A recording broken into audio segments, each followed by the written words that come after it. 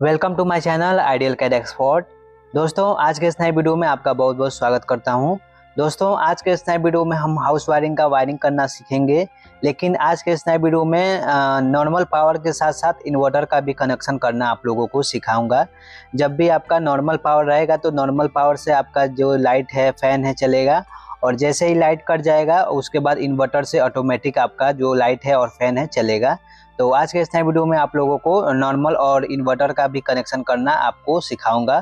तो चलिए दोस्तों, वीडियो को शुरू करते हैं। और वीडियो को शुरू करने से पहले आप मेरे चैनल पे पहली बार आए हैं तो मेरे चैनल को सब्सक्राइब करके बेल आइकन को ऑन कर लीजिए ताकि अगला आने वाला वीडियो सबसे पहले आपको मिले। चलिए दोस्तों, आज के इस नए वीडियो को शुरू करते हैं। दोस्तों, यहाँ पे सबसे पहले बात करते हैं कौन कौन सा इक्विपमेंट है। यहाँ पे देखेंगे, एक यहाँ पे एनर्जी मीटर है, एमसीबी बॉक्स है, एक बैटरी है जो कि इन्वर्टर के लिए है, और यहाँ पे एक सॉकेट है जो कि पावर सॉकेट है, और उसके बाद स्विच बोर्ड है, फैन है, लाइट है।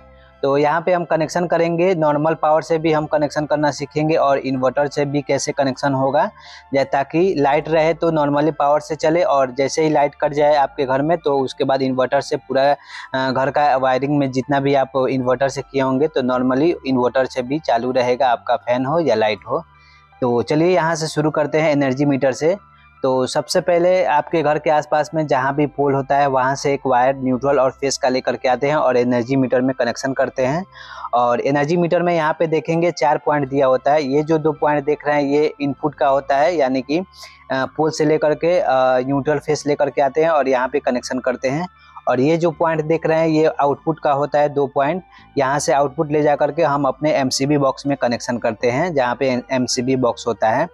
तो चलिए सबसे पहले हम पोल से एक वायर लेकर के आते हैं फेस का इस प्रकार से, और ला करके पहले नंबर पॉइंट में इस प्रकार से कनेक्शन कर देंगे एनर्जी मीटर में। और उसके बाद एनर्जी मीटर तक हमारा कनेक्शन हो जाएगा फेस का। उसके बाद पोल से न्यूट्रल का वायर लेकर के आएंगे और ला करके दूसरे नंबर पॉइंट में कनेक्शन कर देंगे इस प्रकार से। अब यहाँ पे पोल से लेकर के एनर्जी मीटर तक हमारा कनेक्शन हो जाएगा और एनर्जी मीटर में लाइट आ जाएगा, एनर्जी मीटर का इंडिकेटर चालू हो जाएगा। अब इसके बाद यहाँ पे जो 2 पॉइंट है यहाँ से आउटपुट लेंगे और हमारे घर में जहाँ भी एमसीबी बॉक्स लगा होगा, जैसे कि यहाँ पे देखेंगे ये आरसीसीबी है, और यहाँ पे जितना भी सिंगल पोल का एमसीबी है, अलग अलग पॉइंट को अलग अलग एमसीबी को अलग अलग रूम के लिए यूज करेंगे। और जो एक्स्ट्रा बचेगा वो आप एक्स्ट्रा काम के लिए यूज कर सकते हैं, जैसे कि फ्रिज हो, एसी हो, गीजर हो, या कोई भी काम इस्तेमाल में कर सकते हैं। तो अभी फिलहाल में जितना रूम का कनेक्शन है उतना ही मैं आप लोगों को करके बताऊंगा। एक एक रूम के लिए एक एक एमसीबी यूज करेंगे।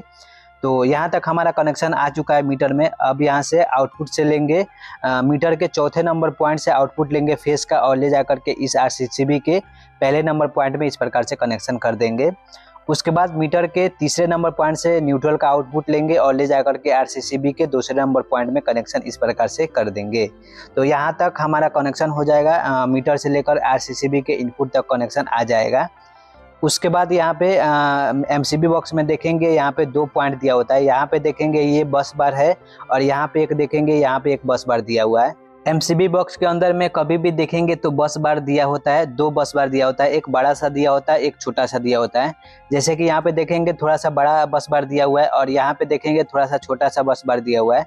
तो जो भी बड़ा सा बस बार होता है उसमें हम न्यूट्रल का कनेक्शन हमेशा करते हैं, और जहाँ भी थोड़ा सा छोटा बस बार होता है वहाँ पे हम अर्थिंग का कनेक्शन करते हैं। तो यहाँ पे बस बार दिया हुआ है न्यूट्रल के लिए। तो यहाँ तक हमारा कनेक्शन आ चुका है न्यूट्रल का इस आरसीसीबी के इनपुट तक। और यहाँ पे दूसरे नंबर पॉइंट से यहाँ से आउटपुट लेंगे और ले जा करके इस बस बार में न्यूट्रल का कनेक्शन कर देंगे, और ये इस पूरे बस बार में हमारा न्यूट्रल का कनेक्शन आ जाएगा। अब उसके बाद आरसीसीबी के पहले नंबर पॉइंट से एक आउटपुट लेंगे और ले जा करके पहले नंबर एमसीबी में इस प्रकार से कनेक्शन कर देंगे। और उसके बाद यहाँ पे जितना भी एमसीबी है सभी को हमको पावर देना है लूप कर करके। तो यहाँ पे लूप करने के लिए आपके पास 2 कंडीशन हो जाता है, 2 ऑप्शन हो जाता है। चाहे तो आप एमसीबी बॉक्स में देखेंगे, कभी भी एमसीबी बॉक्स खरीदेंगे तो वहाँ पे आपको एक शॉर्ट पट्टी दिया जाता है शॉर्ट करने के लिए, जो कि डिस्प्ले पे इस प्रकार से ब्लिंकिंग करता हुआ दिखाई दे रहा होगा। इस प्रकार से अगर आप खरीदते हैं एमसीबी बॉक्स तो उसमें दिया रहता है। इस शॉर्ट पट्टी को जितना भी एमसीबी को शॉर्ट करना है वहाँ पे लगा करके और शॉर्ट कर देंगे, और इस आरसीसीबी से एक वायर ले जा करके और कहीं भी एक एमसीबी में कनेक्शन कर देंगे। तो जितना भी एमसीबी को शॉर्ट किए रहेंगे उसमें कनेक्शन आ जाएगा, वहाँ पे पावर आ जाएगा। तो पहला ऑप्शन ये है, और दूसरा ऑप्शन ये है कि छोटा छोटा वायर लेकर के सभी को लूप करके, जितना भी एमसीबी को लूप करना सभी को लूप करके पावर दे सकते हैं। तो ये दोनों में से आप जो करना चाहते हैं कर सकते हैं। तो मैं यहाँ पे वायर ले करके छोटा छोटा वायर लेकर के सभी को लूप इस प्रकार से कर दूंगा। तो इस प्रकार से लूप करने के बाद सभी में पावर आ जाएगा इनपुट में, और उसके बाद यहाँ पे जितना भी एमसीबी बॉक्स का कनेक्शन है हमारा हो जाएगा दोस्तों। अब दोस्तों यहाँ पे देखेंगे इन्वर्टर का बैटरी है, इन्वर्टर है, और एक पावर सॉकेट है यहाँ पे जो कि इन्वर्टर को कनेक्शन देने के लिए है। तो अब हम यहाँ पे सभी को कनेक्शन देंगे, जैसे कि यहाँ पे पहला नंबर एमसीबी हम यहाँ पे ये पावर सॉकेट है उसके लिए देंगे।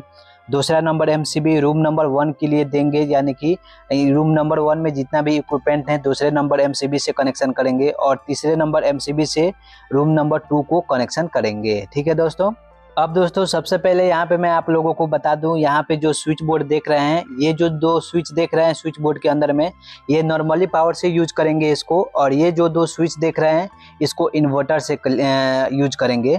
जैसे कि ये पहला नंबर स्विच है, इस स्विच से इस सॉकेट को कनेक्शन करेंगे जो कि ये नॉर्मल पावर से चलेगा, और दूसरा नंबर स्विच से इस लाइट को कनेक्शन करेंगे जो कि ये भी नॉर्मल पावर से चलेगा, इन्वर्टर से नहीं चलेगा। और ये 2 स्विच दिख रहे हैं, ये स्विच से ये तीसरे नंबर स्विच से इस लाइट को कनेक्शन करेंगे जो कि इन्वर्टर से भी चलेगा। जब भी जैसे कि आपका लाइट कट जाएगा, नॉर्मल पावर कट जाएगा तो इन्वर्टर से भी चालू रहेगा, और पावर आ जाएगा तो इन्वर्टर ऑटोमेटिक बंद हो जाएगा और आपका नॉर्मली पावर से ये लाइट चलेगा। उसके बाद चौथे नंबर स्विच से इस फैन को कनेक्शन करेंगे जो कि इन्वर्टर से कनेक्शन करेंगे। अगर इन्वर्टर आपका चालू रहेगा, अगर आपका नॉर्मल पावर नहीं रहता है तो इन्वर्टर से चलेगा, और जैसे ही आपका लाइट आ जाता है, पावर आ जाता है, तो इन्वर्टर ऑटोमेटिक ऑफ हो जाएगा और फैन भी नॉर्मल पावर से चलेगा। तो कहने का मतलब ये है कि ये पहला जो 2 नंबर स्विच देख रहे हैं, 2 स्विच ये नॉर्मल पावर से कनेक्शन करेंगे, और ये 2 स्विच देख रहे हैं ये इन्वर्टर से कनेक्शन करेंगे। इन्वर्टर भी रहेगा और नॉर्मल पावर से भी चलेगा। ठीक है दोस्तों।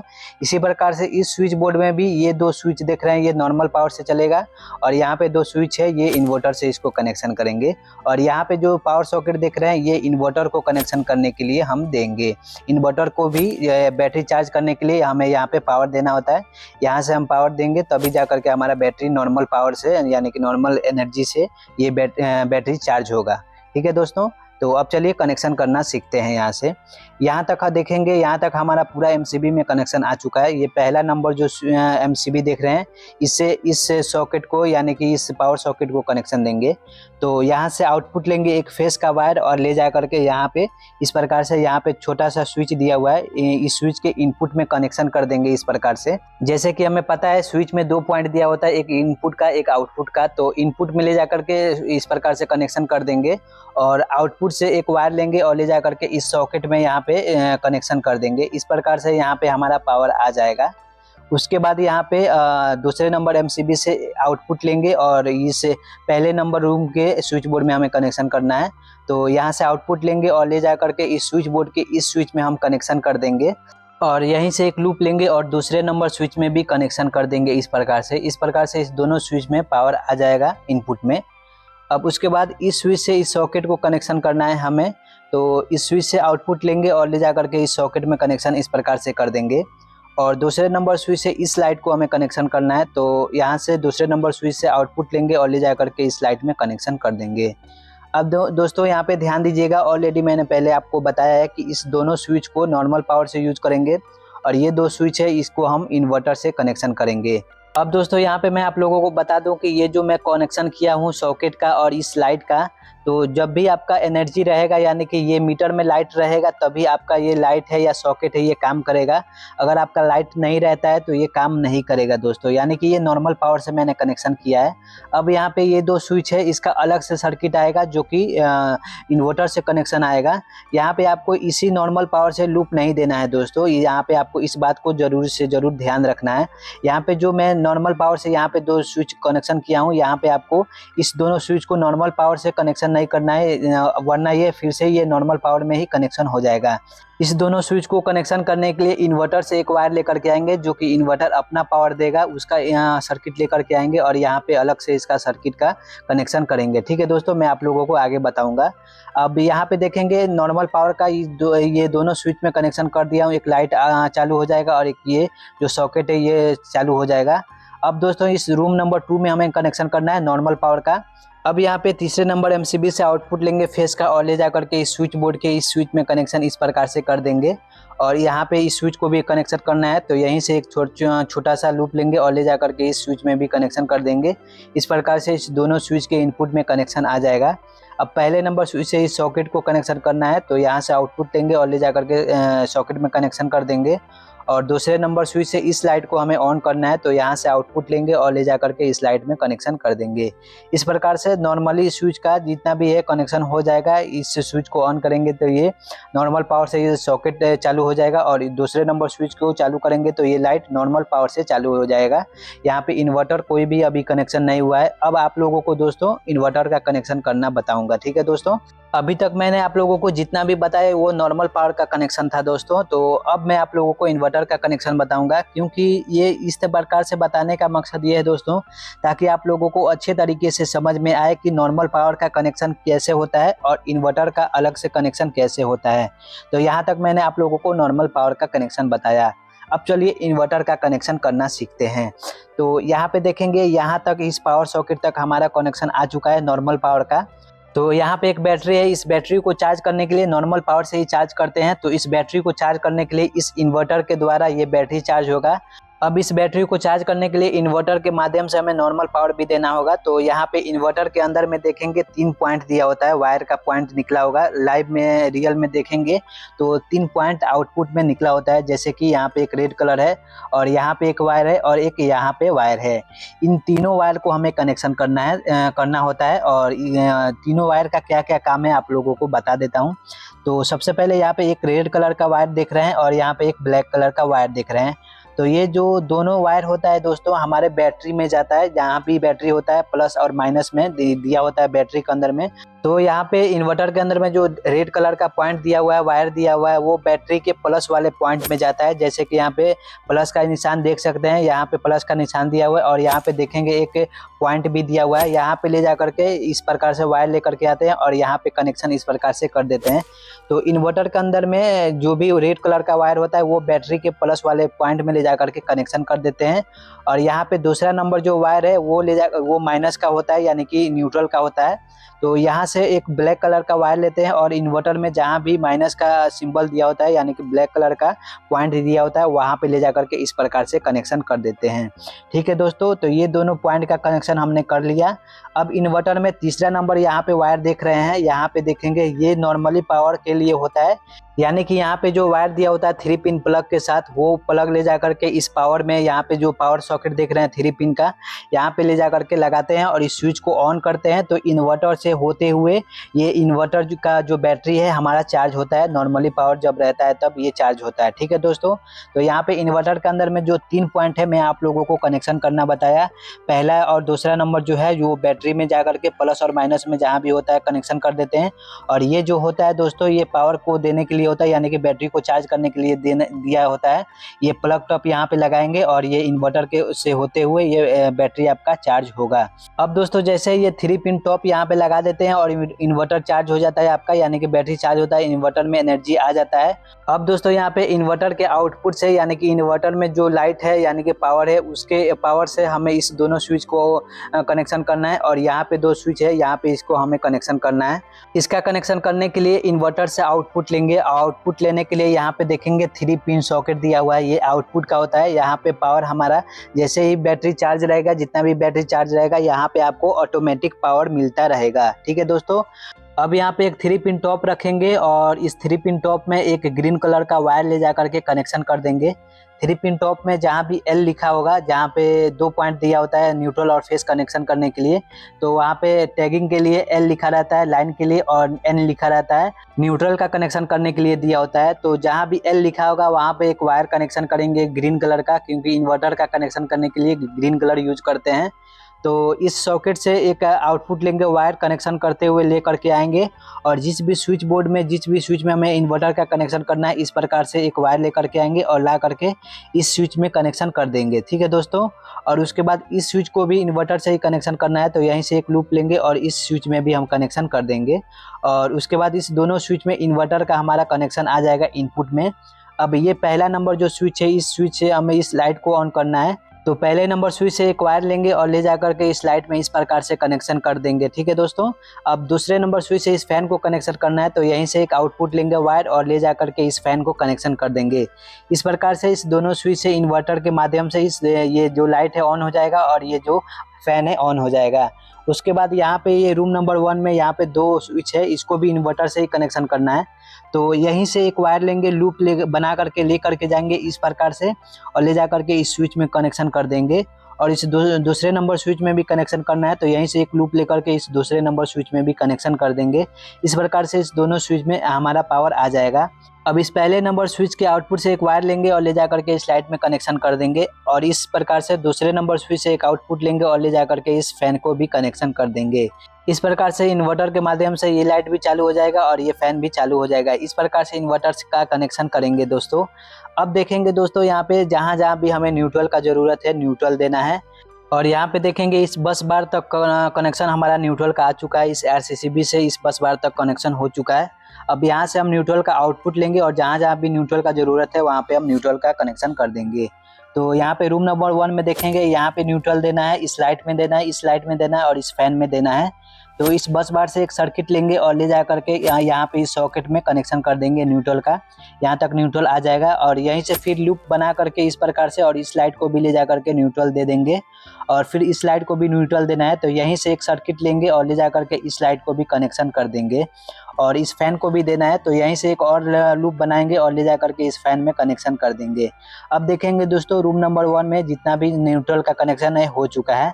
अब रूम नंबर 2 में हमें कनेक्शन करना है, तो यहीं से एक दूसरा वायर लेंगे, दूसरा सर्किट बनाएंगे, इस प्रकार से ले जा करके इस सॉकेट में कनेक्शन कर देंगे, इस स्विच बोर्ड के सॉकेट में।